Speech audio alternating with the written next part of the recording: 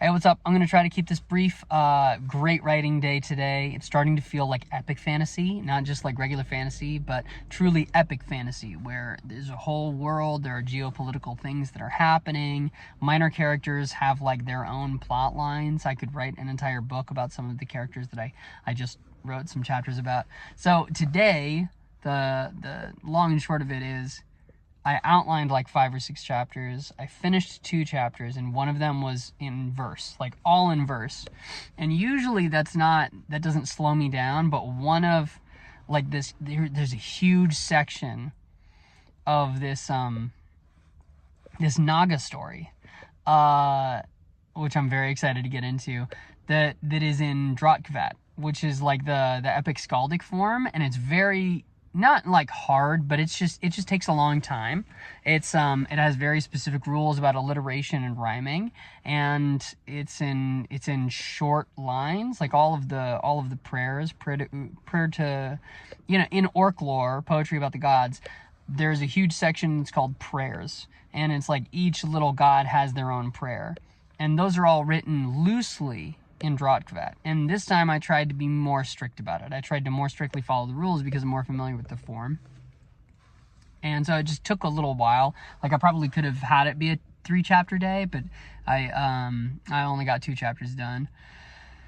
Oh man, I'm so excited. Like the Naga, when somebody in my story says the way of the Naga, and Rob, you already know this, I think, and a couple people actually know this. When someone says the way of the Naga, that means that it's gone. It's extinct. In Wind Waker, in The Legend of Zelda, the Wind Waker, the Gorons are gone because there's been a huge flood myth. So obviously the rock people, if they are alive, they're at the bottom of the ocean. And wait, do Gorons need to breathe? Because they might be alive down at the bottom of the sea in Wind Waker.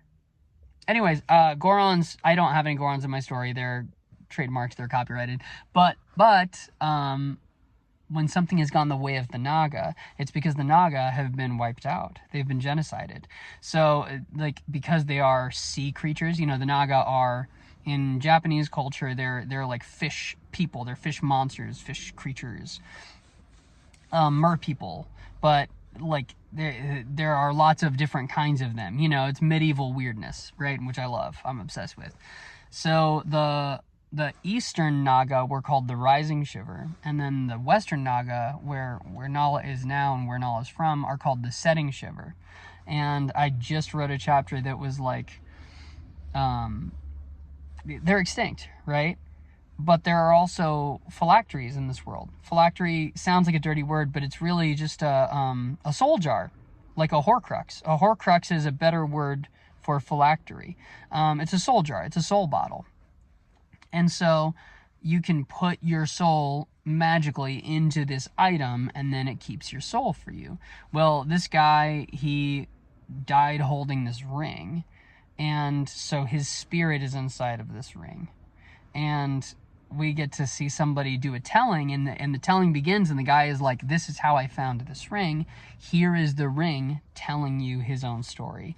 And then we go into this Naga ghost prince's story, which that whole section is written in poetry, and I'm so stoked about it. It's so strange. As I was I actually handwrote that one. I don't handwrite a lot of chapters anymore, but that one, when I'm writing strict poetry, it helps so much to write by hand, because I can make notes, and then also I can like show my own work so that I can know where I am. Versus when I type, it's just like, well, the words on the page is all you've kind of got.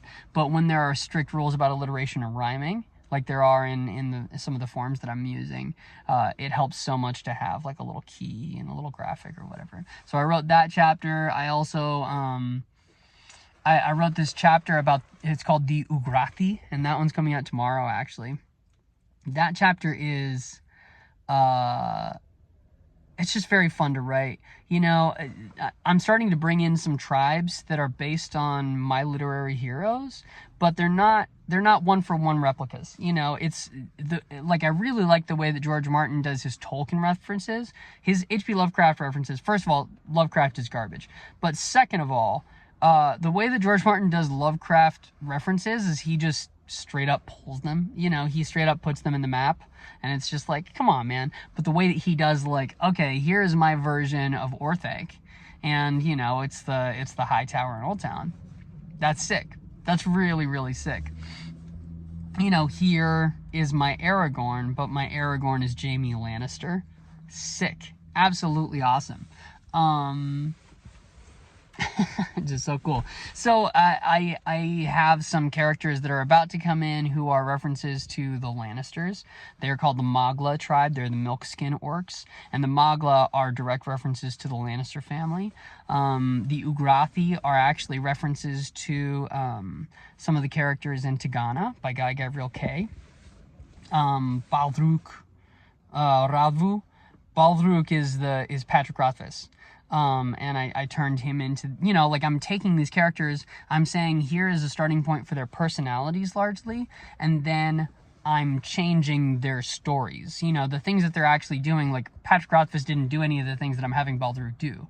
But Baldruk, in terms of his personality, in terms of his temperament, the way that he treats people, the way that he tells stories is from a lot of my loving Patrick Rothfuss and, you know, watching hours and hours and hours of interviews with him and wishing that I got to meet him, you know, that kind of thing. And so it's the same thing with the Ugrathi. So Brandon of Ugrath is like the villain, so to speak, in Tigana, but Guy Gavriel Kay did such a good job of making him a charismatic person and also like a hard person not to love, and I always loved that, first of all. And then, no spoilers, but there's a character who has a crazy ending in Tigana, and it's the only book that I won't spoil. It's like the only ending that I won't spoil. Everything else, like, good luck. I'm like an oops all spoilers guy. But and so like I got to reference that in the chapter that's coming out tomorrow. And no, I mean, no one's read Tigana, so no one's gonna catch it, but I hope that Guy Gavriel Kay someday reads it and goes, I think I know exactly what's going on with Ruku. Yeah, so great writing day, honestly.